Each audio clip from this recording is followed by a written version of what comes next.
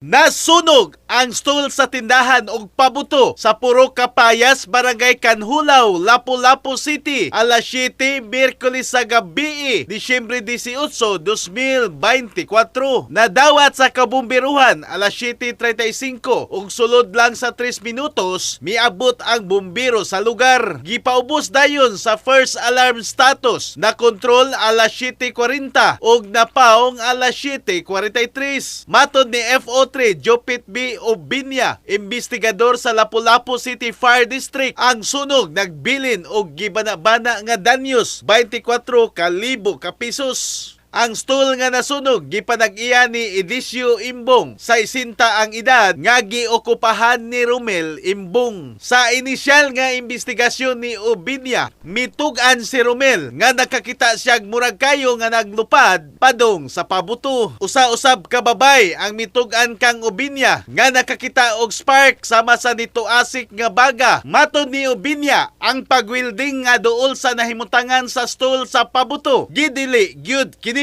Subay niini, nagpadayon ang investigasyon sa kabumbiruhan, ang hinungdan sa sunog. In the heart of changing lives, ako si Brigada Alan Tangkawan sa 90.7 Brigada News FM Cebu, the Music and News Authority.